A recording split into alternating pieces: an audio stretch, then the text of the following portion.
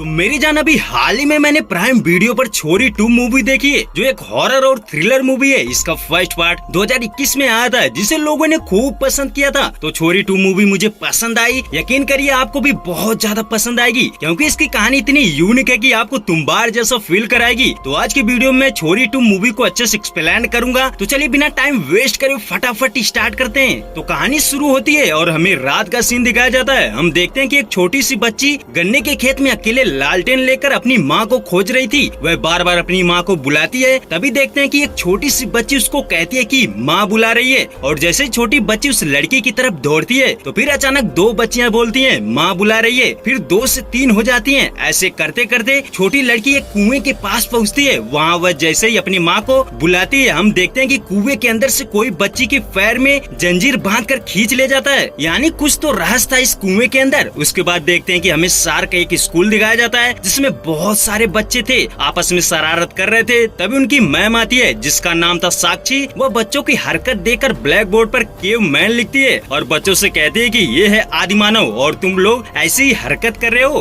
उसके बाद साक्षी कहती है कि मैं आज तुम लोगों को आदिमानव के बारे में पढ़ाऊंगी, और फिर उनको आदिमानव के बारे में बताने लगती है। तभी स्कूल का पियोन आता है। वह कहता है कि मैडम आपको प्रिंसिपल सर बुला रहे हैं। तभी साक्षी प्रिंसिपल से मिलने उसके ऑफिस जाती है। तभी पता चलता है कि उसकी जो बेटी थी उसका नाम था ईशानी। उसका एडमिशन एप्लीकेशन प्रिंसिपल रिजेक्ट कर देता है, क्योंकि ईशानी स्कूल अटेंड नहीं कर सकती थी। उसकी माँ उसे घर पर ही पढ़ाना चाहती थी, बट प्रिंसिपल उसका एडमिशन कैंसिल कर देता है। उसके बाद हमें ईशानी को दिखाया जाता है। हम देखते हैं कि एक रानी नाम की दाई होती है, जो ईशानी की देखभाल करती थी। वह ईशानी को पढ़ा रही थी। तभी रानी ईशानी से कहती है कि तुम अंदर ही रहना, मैं आ रही हूँ। उसके बाद देखते हैं कि ईशानी बिस्तर से उतरकर अपने खिलौनों के साथ खेलने लगती है, और तभी उसको छत से कमरे के अंदर रोशनी आती दिखाई देती है। वह रोशनी की तरफ अपने हाथ को ले जाती है। तभी देखते हैं कि उसकी स्किन बर्न हो रही थी। इतने में ही रानी आ जाती है और उसे हटा लेती है, जिससे ये पता चलता है कि ईशानी को धूप से एलर्जी थी, इसीलिए वह बाहर नहीं जा सकती थी। और जब ये बात साक्षी प्रिंसिपल से बताती है तो वह फिर भी इनकार कर देता है। वह कहता है कि तुम्हारे बारे में लोग तरह तरह की बातें कर रहे हैं, तुम्हारे पति के भी बारे में कोई नहीं जानता, और तुम एक इंस्पेक्टर के घर में रहती हो। हम तुम्हारी बेटी का एडमिशन नहीं कर सकते। अब आगे देखते हैं कि रात का समय था। साक्षी घर पर आती है और ईशानी से कहते हैं कि मुझे पता है कि तुमने आज क्या किया था। हम देखते हैं कि साक्षी ईशानी को रोज एक सूप पिलाती थी, बट वह उसे पीने से मना करती थी। तभी साक्षी उसे एक कहानी के जरिए बहकाकर सूप पिलाती है। हम देखते हैं कि साक्षी अपनी बेटी को स्कूल जाने के लिए उसके पूरे शरीर को ढक देती थी और उसे स्कूल जाने का परमिशन दे देती है। तो ईशानी सेफ्टी के साथ स्कूल जाने लगती है। उसके बाद अगली रात उनके घर पर समर आता है, जो पुलिस वाला था। उसे देखकर ईशानी बहुत खुश होती है। समर भी ईशानी को बहुत मानता था। तो आगे देखते हैं कि साक्षी ईशानी को सुलाने के बाद समर से मिलने बाहर जाती है। वहाँ पता चलता है कि साक्षी 7 साल से समर के घर में रह रही थी। वह उससे कहते हैं कि आप मुझसे किराया लिया करो, लेकिन समर मना कर देता है। वह कहता है कि ये मेरी माँ का घर है, मैं तुमसे किराया नहीं ले सकता। तभी हमें साक्षी की बैक स्टोरी दिखाई जाती है। हमें पता चलता है कि 7 साल पहले एक राजवीर नाम का आदमी अपनी प्रेग्नेंट बीवी को अपने घर लाता है, जो साक्षी ही थी। हम देखते हैं कि शुरू में तो उसको बहुत मानते हैं, बट धीरे धीरे साक्षी के साथ गलत व्यवहार करने लगते हैं, और साक्षी को थोड़ा शक होने लगता है। उसे उस खेत में 3 दिन तक अकेला छोड़ दिया जाता है। वहाँ उसे औरतों और बच्चों की चीखें सुनाई देती है। साक्षी परेशान थी। दरअसल राजवीर के घर वालों को लड़का चाहिए था, इसलिए उसके माता पिता उसकी बार बार शादी कराते, और हर बार उसको लड़की ही पैदा होती, जिससे वह उस लड़की और उसकी माँ को मार देते थे। और साक्षी के साथ राजवीर की चौथी शादी थी। और जब साक्षी को पता चलता है कि जब मुझे मेरी बेटी होगी तो ये उसे मार देंगे, तो वह वहाँ से भागना चाहती थी। इसलिए वह राजवीर और उसके माता पिता को मार देती है और वहाँ से भाग निकलती है। और भागने के बाद पुलिस स्टेशन में जाकर सरेंडर कर देती है। बट जब समर उस खेत में जाता है तो उसे कोई भी डेड बॉडी नहीं मिलती। इसलिए समर उसकी बात मानकर उसको अपने घर में रहने की इजाजत दे देता है। अब इस घटना के बाद तब से साक्षी परेशान थी कि कहीं उसके साथ फिर से कुछ वैसा न हो जाए। तो समर उसको बहुत समझाता है। समर ईशानी के इलाज के लिए एक डॉक्टर को बताता है। वह कहता है कि वहाँ अपनी बेटी को दिखा देना। उसके बाद हम देखते हैं कि ईशानी घर में अकेले खेल रही थी। तभी अचानक उसके सामने एक चुड़ैल आ जाती है। वह डर कर बाहर की तरफ भागती है। हम देखते हैं कि रानी बाहर बैठकर गाना सुन रही थी। तभी ईशानी घर से निकलकर रोड की तरफ जाती है, तो रानी भी उसकी तरफ दौड़ती है। तभी अचानक कुछ लोग रानी और ईशानी को गाड़ी में बिठाकर लेकर चले जाते हैं। अब कुछ समय बाद साक्षी समर के साथ घर पर आती है। वह देखते हैं कि दरवाजा खुला था। वह दौड़ते हुए घर में जाती है और उसे पता चलता है कि ईशानी गायब है। तो समय उसकी खोज जारी रखता है और उसे एक सीसीटीवी कैमरे के जरिए ताऊ नाम के आदमी के बारे में में पता चलता है जो उसे किडनैप करके लेकर गया था। तो साची को पता चल जाता है कि ये लोग उसे उसी जगह लेकर गए होंगे, गन्ने के खेत में जहाँ राजवीर रहता था। तो सुबह को साक्षी और समर पुलिस टीम के साथ वहाँ पहुँचते हैं। तो साची जैसे ही खेत के अंदर जाती है तो उसे एक लड़का दिखाई देता है जो एक गुड़िया लिया रहता है। वह उस गुड़िया को दिखाकर उसको बुलाता है और फिर साक्षी उसकी तरफ दौड़ती है। अब उस गुड़िया के सारे साक्षी और समर आगे बढ़ते हैं, तभी उन्हें एक और गुड़िया मिलती है। अब वो एक जगह पर पहुँचते हैं जहाँ कटा हुआ पेड़ था, वहाँ भी एक गुड़िया मिलती है। तभी कुछ लड़के उन पर अटैक कर देते हैं, वह उन्हें पत्थर से मारने लगते हैं। इतने में राजवीर साक्षी को पकड़ लेता है और उसे अंदर की तरफ खींचता है और फिर साक्षी गायब हो जाती है। समर बहुत खोजता है बट साक्षी नहीं मिलती।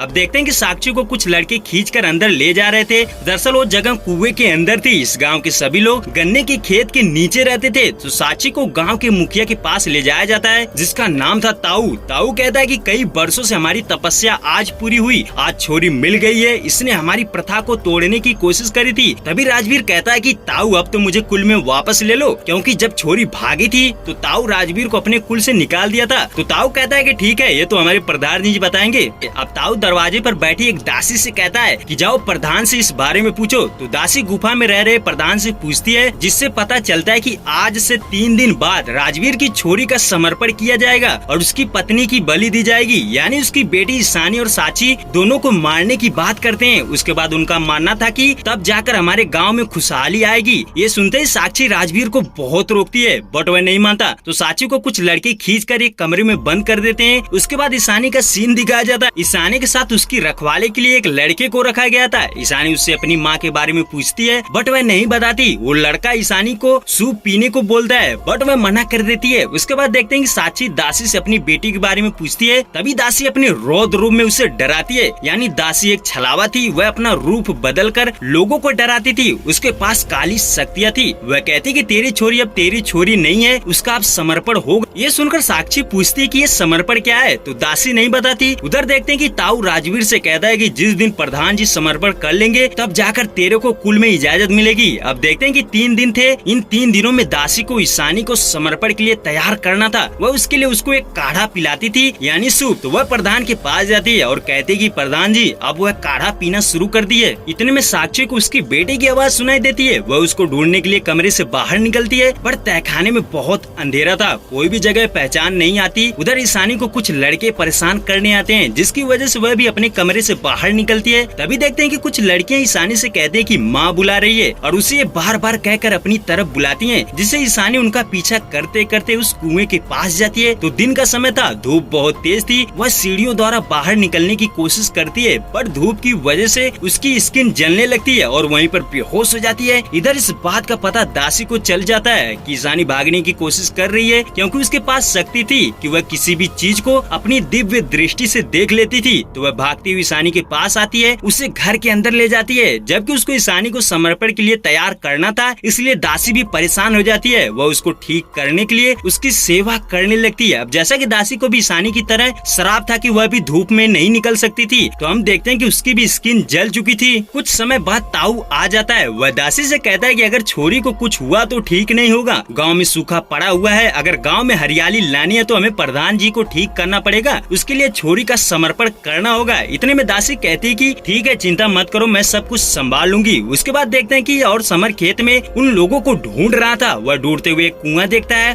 और उस कुएं के जरिए तहखाने में एंटर करता है। तो समर भी अंदर घुस चुका था। इधर दासी ईशानी को काढ़ा पिलाने के लिए कहानी सुनाती है। वह कहती कि एक समय की बात है, एक राजा था, उसकी कोई संतान नहीं थी। उसने सूर्य महाराज से तपस्या की फिर जाकर उसके घर में एक छोरी का जन्म हुआ। पर छोरी को देखकर राजा गुस्सा हो जाता है, क्योंकि उसे छोरा चाहिए था। वह सूर्य महाराज से शिकायत करता है। वह कहता है कि मुझे वंश बढ़ाने के लिए छोरा चाहिए और फिर राजा उस लड़की को कुएं में फेंकने जाता है। तभी सूर्य महाराज भी उस लड़की को अपनी तेज रोशनी से जलाने का फैसला लेते हैं और छोरी झुलसने लगती है, जिससे छोरी लगभग मर चुकी थी। बट रात को एक आदिमानव आता है जो राजकुमार था। वह उस लड़की को अपनी गुफा में ले जाता है और उसे छूकर ठीक कर देता है। वह बहुत अकेला था और उसके पास सिर्फ एक नन्ही सी छोरी थी। तो छोरी को भी राजकुमार से लगाव हो गया और उसकी सेवा करने लगती है। राजकुमार खुश होकर छोरी को अपनी शक्तियाँ दे देता है। उसके बाद दोनों शादी कर लेते हैं। दासी बताती कि राजकुमार जवान का जवान ही रहता था, उसकी उम्र नहीं बढ़ती थी। तभी ईशानी पूछती कि क्या राजकुमार आज भी जिंदा है? तो दासी कहती कि हाँ, यानी ये वही दरवाजे के अंदर वाला आदिमानव था जिसे प्रधान हाँ जी कहते थे। तो उसके बाद ईशानी कहते है कि क्या राजकुमार मुझे भी पंख देंगे? तो दासी कहती कि तू काढ़ा पीने लगेगी और राजकुमार की सेवा करेगी तो तुझे भी वो अपनी शक्तियाँ दे देंगे।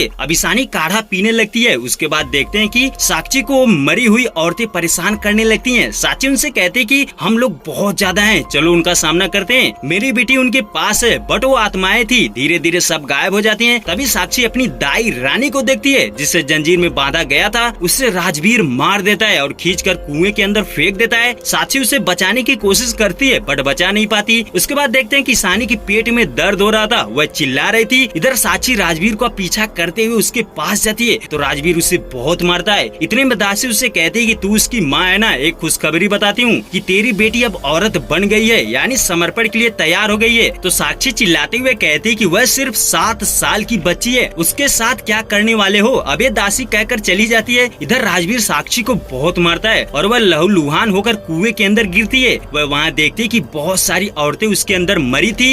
इधर छोरी को नहा धोकर तैयार किया जा रहा था समर्पण के लिए, यानी उनके समर्पण का मतलब ये था कि वो जो आदिमानव था, इन गांव वालों का पूर्वज था, वह उसकी पूजा करते थे। उनका मानना था कि ये जब तक जिंदा रहेंगे तब तक हमारे गांव में खुशहाली रहेगी। उसको जिंदा रखने के लिए छोरियों के साथ शादी करवा के संभोग कराया जाता था जिससे वह जिंदा रह सके। तो अब पारी थी ईशानी की, उसे तैयार करके एक डोली में बिठाया जाता है। उसके बाद देखते हैं कि ताऊ राजवीर से कहता है कि जा अपनी घरवाली को लेकर आ, उसकी बलि देना है। तभी राजवीर कहता है कि उसे तो मैंने बहुत मारा, वो मर चुकी होगी। ये सुनकर ताऊ गुस्सा हो जाता है। वह कहता है कि तू पागल है क्या, उसकी बलि सबके सामने देनी है, तभी सभी औरतों के अंदर डर पैदा होगा और तब से कोई भी औरत हिम्मत नहीं करेगी। तो ताऊ बोलता है कि जा उसे लेकर आ। अब राजवीर साक्षी को ढूंढने के लिए कुएं में जाता है। इधर जो समर अंदर था वह एक लड़की को पकड़ लेता है, उससे बाहर जाने का रास्ता पूछता है। तभी वह लड़का बताता है कि तुम्हारी छोरी का समर्पण होने वाला है, उसकी आदिमानव के साथ शादी कराई जा रही है। अभी तक जितनी भी लड़कियां थी सब मर चुकी है, अब तुम्हारी छोरी की भी बारी है। ये सुनकर समर हैरान हो जाता है। उधर देखते हैं कि राजवीर साक्षी को ढूंढते हुए कुएं के पास जाता है जहाँ सीढ़ियों पर बेहोश पड़ी थी। राजवीर उसे खींचते हुए ऊपर ले जाता है। तभी साक्षी के अंदर कुछ आत्माएं अपनी शक्तियां देती हैं, जिससे साक्षी राजवीर को बहुत मारती है और मारकर कुएं के अंदर लटका देती है। इतने में वहाँ पर समर आ जाता है, वह उसे कुएं से बाहर निकालता है। अब देखते हैं कि समर अपनी पुलिस टीम बुला लेता है। जब ये बात ताऊ को पता चलती है तो वह अपने गाँव वालों को लेकर खेत में जाता है। अब समर और गाँव वालों में जबरदस्त लड़ाई होती है। इधर ईशानी को समर्पण के लिए तैयार करके उसको आदिमानव की गुफा में भेज दिया जाता है और इधर साक्षी एक लड़के की मदद से ईशानी को ढूंढने की कोशिश करती है और ढूंढते हुए उस दरवाजे के पास पहुंचती है।